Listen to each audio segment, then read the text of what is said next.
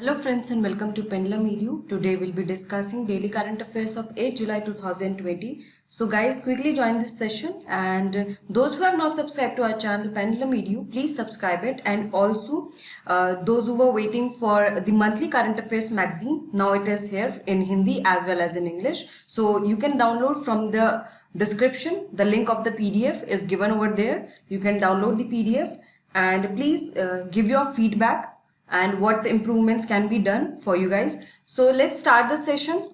First news is talks between India and China to remove deadlock on the line of actual control. It was recently held, and India's national security advisor, who is Ajit Doval, and China's foreign minister Yang Yi held phone talks to resolve the deadlock on the line of actual control. As we all know that there was a conflict between Indian and Chinese army in the Galwan Valley, and China claimed the whole Galwan Valley, and now the two sides, they have agreed to maintain peace and harmony on the borders, and also the both countries, they committed that there should be strictly a follow up on this line of actual control, and they should respect this boundary. And also the China and India, they both agreed to resolve the dispute, and Chinese army is now retreating from the Galwan Valley. And Chinese forces, they have been seen removing their tents and other structures from patrolling point number 14. So this is a good step as the two countries, they decided to resolve the disputes related to line of actual control. Let's see that the new development between the relations of India and China, how long it goes. So let's see a question related to the news. But before that, there is one more news related to this China's behavior on LAC. So recently, former US National Security Advisor John Bolton, he said that China's behavior on LAC, that is line of actual control, it is unacceptable. And also he said that Indian Prime Minister, he is very popular among Indian Americans, and India-US relations will be further strengthened in 21st century. Now let's see the questions related to these both news. First, who is the current National Security Advisor of India? Quickly comment the correct answer. Ajit Doval, Virendra Singh Makwana, Manoj Narvane, and Vishnu Kumar Dutt. Quickly comment the correct answer. The correct answer will be option A, that is Ajit Doval. He is the current National Security Advisor. Moving to the next question, John Bolton, who has recently described China's behavior on LAC as unacceptable. He is the former National Security Advisor of which country? Quickly comment the correct answer. Germany, Japan, France, and United States of America. What will be the correct answer? John Bolton is the former National Security Advisor of which country?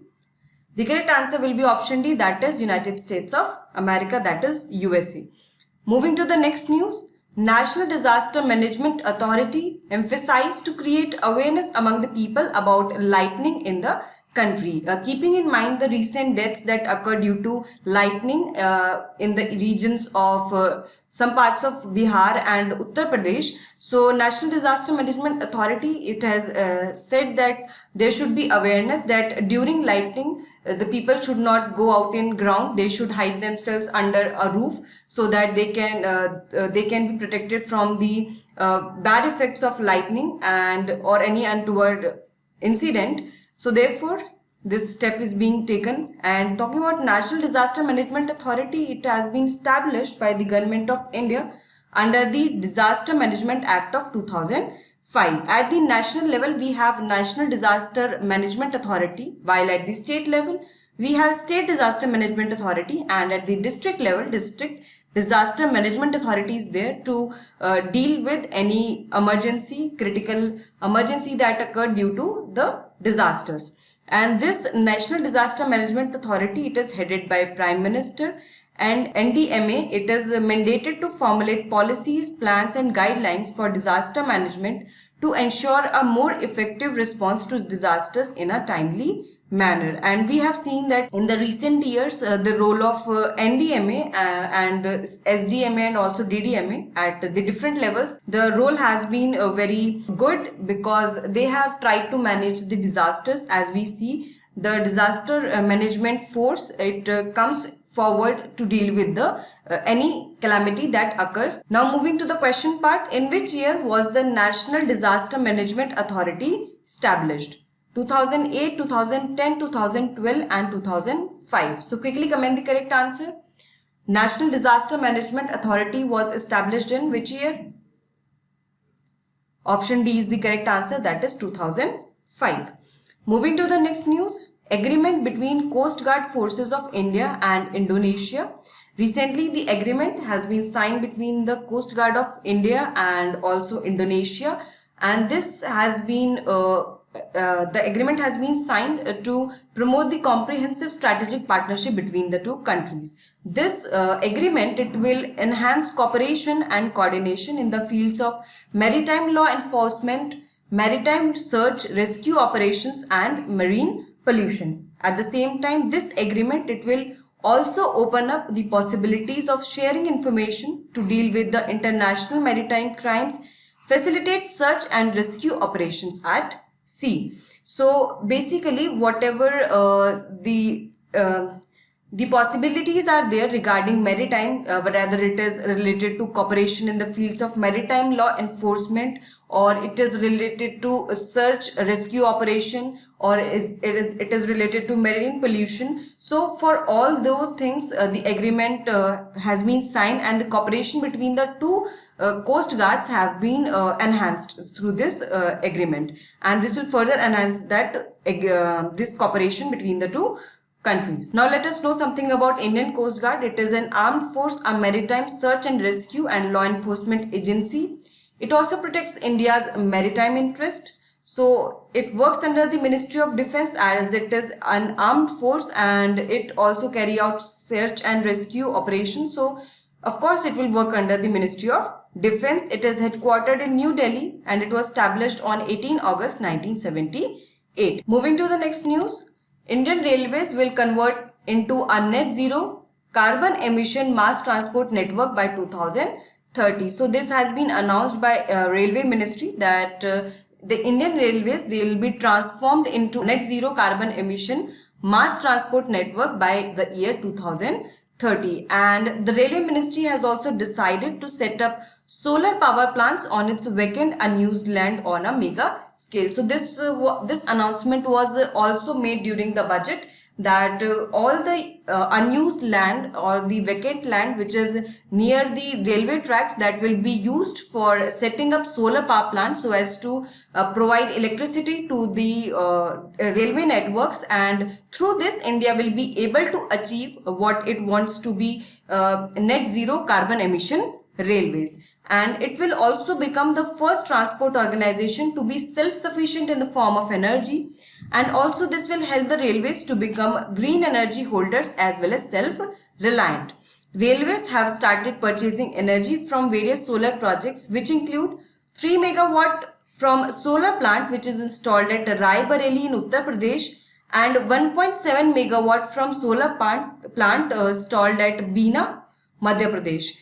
In addition, tenders have already been floated for Indian Railways to set up 2 gigawatt of solar power projects on unused railway land.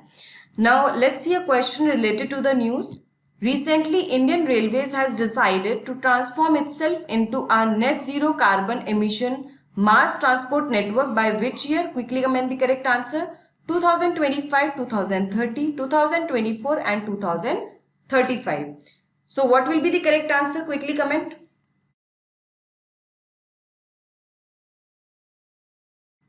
The correct answer will be option B, that is 2030. Moving to the next news.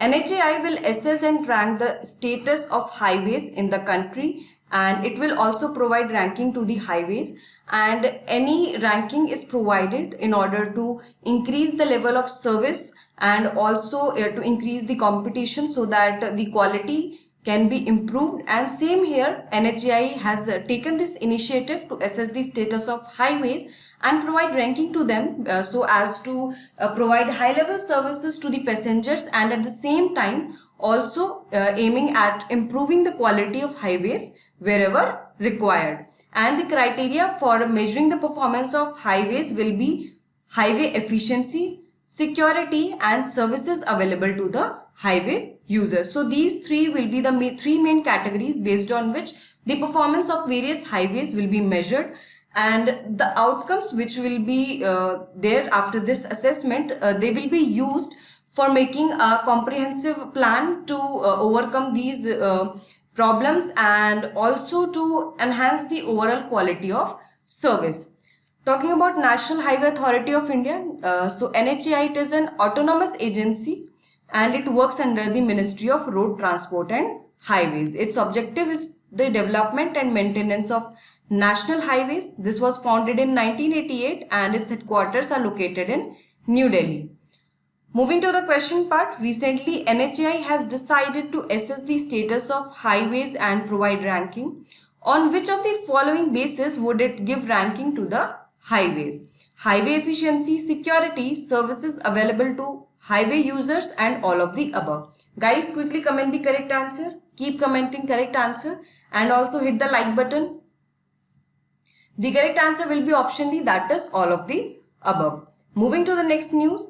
Dr. Bishnu Prasad Nanda took over as the new Director General of the Railway Board. So from appointment, this is an important fact that Dr. Bishnu Prasad Nanda, he has recently taken over as the new Director General of the Railway Board, and he joined the Railway Board at the top post of the Health Department, and before this he was serving as the Chief Medical Director of Southern Railway, and there he was instrumental in implementing medicines and surgical e-procurement for the zone. Moving to the question part, recently Dr. Bishnu Prasad Nanda has taken charge as the new Director General of which board? Quickly comment the correct answer. Water, electricity, railways and revenue. So what will be the correct answer for this? Option C, that is railways. Moving to the next news, content advertising and revenue related to foreign social media platforms in Bangladesh, they will be now brought under the government regulation, and this has been stated by the government of Bangladesh, and for this Bangladesh government has also formed a 5-member committee which will be headed by the Additional Secretary of Ministry of Information, and this committee has to decide to bring social media content and revenue and OTT platforms under its rule. And what are these OTT platforms? OTT means over the top. So over the top platforms are those platforms that provide the content directly to the users. Viewers can directly see the content, or you can see the services are provided to the viewers through internet. So directly they are provided services. So these platforms are called OTT platforms. So the platforms like Netflix, YouTube, Hotstar, Amazon Prime, you can say all these platforms, these are over the top platforms, and the Information Minister of Bangladesh, Dr. Hassan Mahmood, he said that these platforms are a rapidly growing sector and their business is running in crores, thousands of crores, and this should be taxable. And also government of Bangladesh is not getting any tax revenue from the trades done by these platforms. So therefore they are trying to bring this foreign social media platforms under the government regulation. And also they said that these platforms should have a sense of responsibility in all areas, including social and cultural values, state security and law and order in the country. Talking about Bangladesh, it is a South Asian country in the east of India. It got its independence in 1971 and it was carved out of Pakistan, and its capital is Dhaka and currency is Bangladeshi Taka, and the current Prime Minister of Bangladesh is Sheikh Hasina. Okay, now moving to the question part. Recently, which country has decided to bring the content, advertising and revenue related to foreign social media platforms under government regulation? Bangladesh, Pakistan, Nepal and Myanmar. Quickly comment the correct answer. Which country has decided to bring the content, advertising of foreign social media platforms under its government regulation? The correct answer is option A, that is Bangladesh. Moving to the next news. Sustainable Development Report 2020 has been released, and along with this SDG Index is also launched. This report, it was published for the first time in 2015 by the United Nations, And this report, it reviewed the performance of 193 countries on 17 Sustainable Development Goals. These SDGs, they were set in 2015 and they are to be achieved by 2030. And 17 Sustainable Development Goals were set, and the performance of 193 countries, they are assessed on the basis of these 17 Sustainable Development Goals. And there are 6 broad categories of this SDG index. These are education and skills, health and well-being, clean energy and industry, sustainable land use, sustainable city, and digital technology. So these are the major 6 broad categories based on which this index ranks the countries. Now let's see the performance of the countries in SDG Index 2020. So Sweden, it has topped the ranking with 84.7 score. The score is given out of 100. The country getting a score of near to 100, it will be getting a good rank, and the countries which have a lower score, they'll be ranked lower at the lower position. And Denmark got second place, and at the same time US was placed at the 31st position with a score of 76.43. And India's performance was not much good. It was placed at 117th position with a score of 61.92. And if we compare India's position with what BRICS nations have got, so India's performance is worst because China is at 48th position, Brazil at 53rd, South Africa is ranked 110th, and Russia is at 57th position. In South Asia, Maldives is ranked 91st, Sri Lanka 94th, Nepal 96th, and Bangladesh 109th, and Pakistan 134th. And last year Bangladesh was at 116th position, and now it has been ranked 109th. So there is an improvement for Bangladesh, but India's position, if we talk about among South Asian nations also, India's performance was not so good. Moving to the question part, what is the rank of India in SDG Index 2020? Quickly comment the correct answer. 95th, 50th, 117th, and 100th. What will be the correct answer? Option C will be the correct answer. Moving to the next news. In Mizoram, distribution of free textbooks have started under the Samagra Shiksha Abhiyan, and these textbooks are for students from class 1st to class 8th. And since the schools have been closed due to COVID-19, but still the State Education Department is aiming at providing benefit to the students of primary and middle school level. And under this Samagra Shiksha Abhiyan, the books will be given for rupees 250 for primary level students and 400 for middle school level.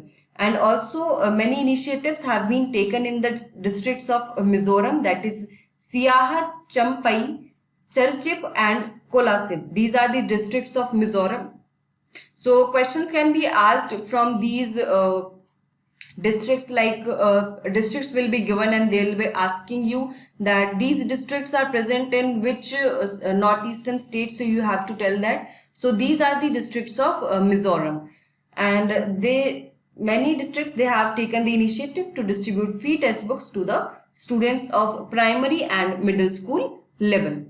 Samagra Shiksha Abhiyan, it is the part of Samagra Shiksha policy which was announced by the central government during the 2018-19 budget, and its goal is to achieve SDG number 4, which is related to education, that is providing quality education for all by 2030. So quality education, that also includes accessibility, affordability, and availability, and also along with that quality, that is A3Q must be satisfied in education also. Talking about Mizoram, it is a state in northeast India. Its capital is Aizawl. State governor is P.S. Sridharan Pillai and chief minister is Zoram Thanga, and the state tree is iron wood. Now moving to the question part. Recently, in which state the distribution of free textbooks has been done under the Samagra Shiksha Abhiyan?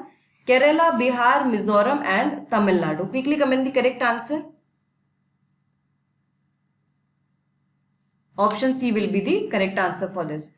Moving to the next news. Educated unemployed youth, they are benefiting from Chief Minister Swalambh Yojana in Himachal Pradesh. Now this educated unemployed youth of Himachal Pradesh, they are opting this Swalamban scheme instead of going to search for any private or government sector jobs. They are preferring this scheme, and they are moving towards self-employment and giving priority to set up industries near their homes. And due to this, the number of youths going out of the state as a migrant in search of jobs, that has been reduced. And especially in the Hamirpur district, this scheme has become the main source of livelihood of youth near their homes.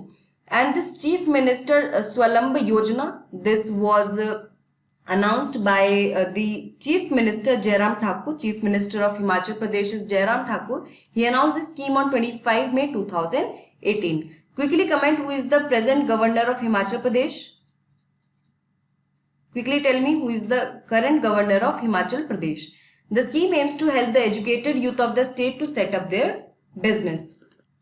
So the current governor of Himachal Pradesh is Bandaru Dattatreya. Bandaru Dattatreya is the current governor of Himachal Pradesh, and its summer capital of Himachal Pradesh is Shimla and winter capital is Dharamshala.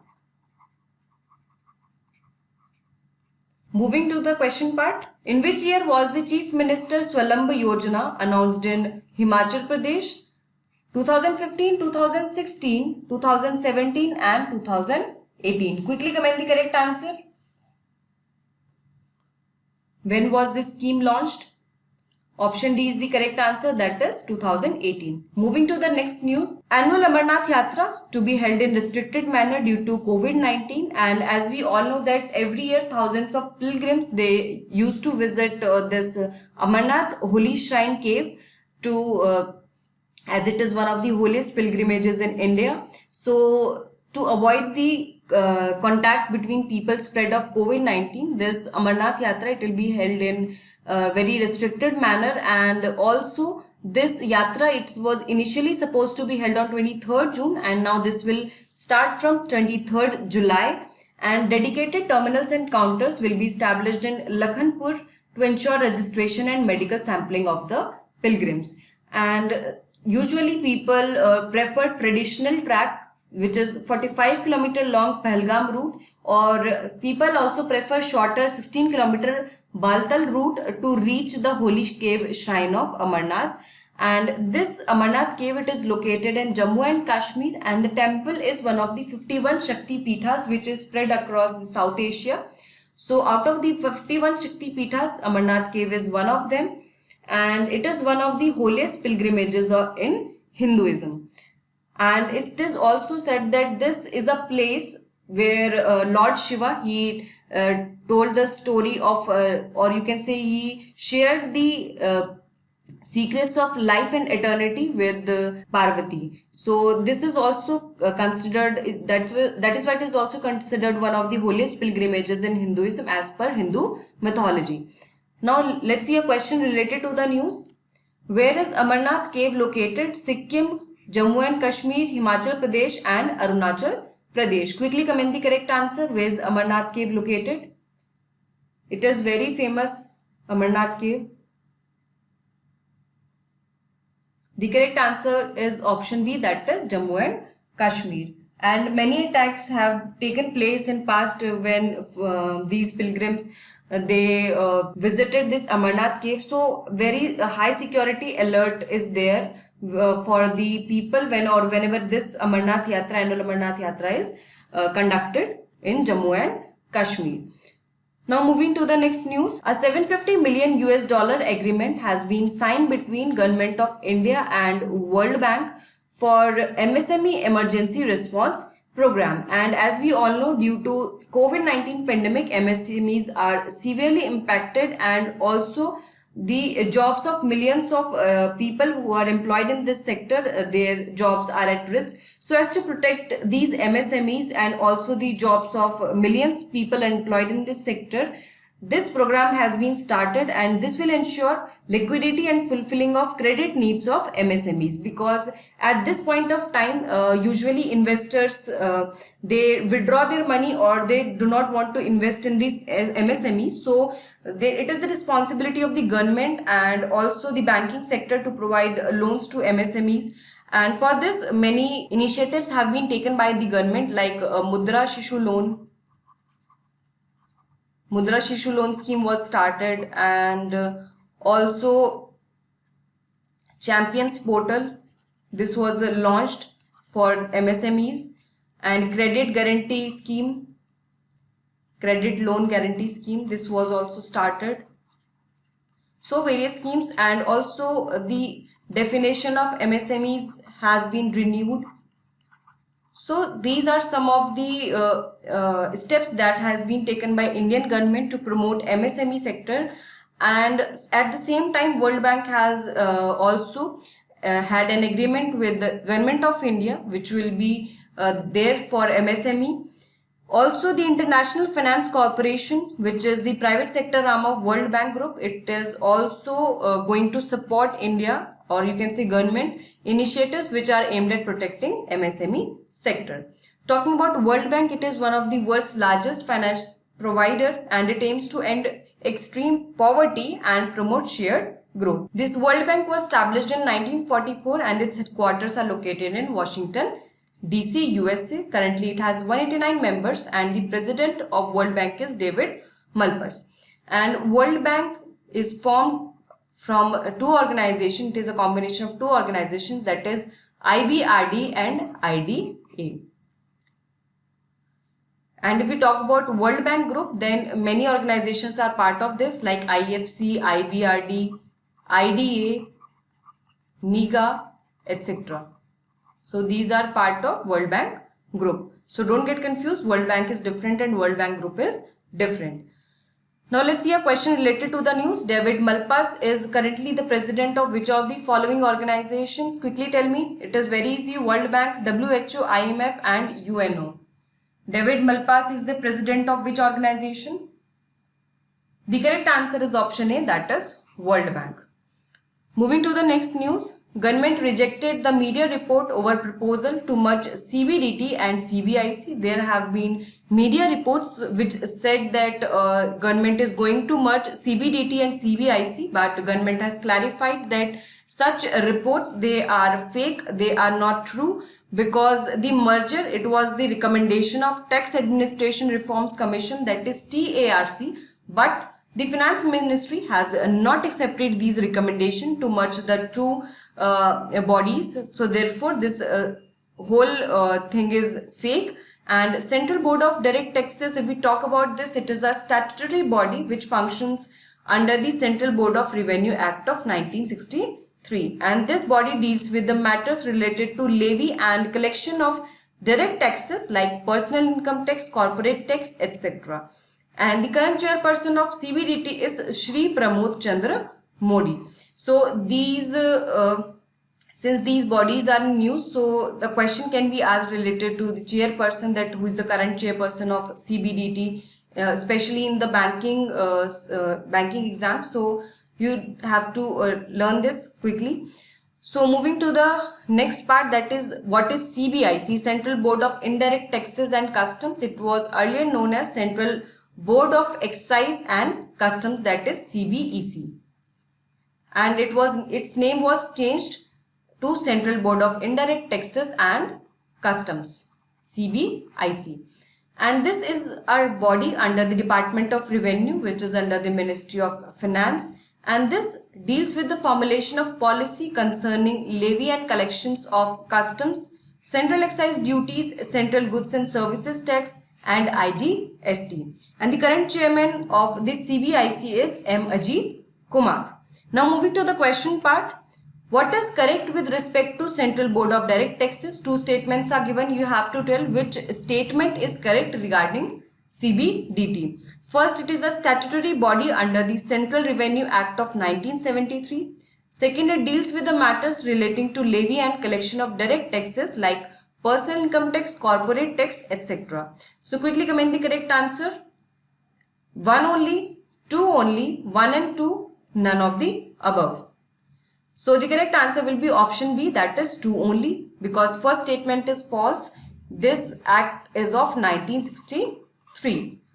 So friends, here we have covered comprehensively daily current affairs and related questions. I hope you are daily following this session. Keep following this session, like this video and also share it as much as you can. And if you have any doubt related to the news, you can mention that in comment box.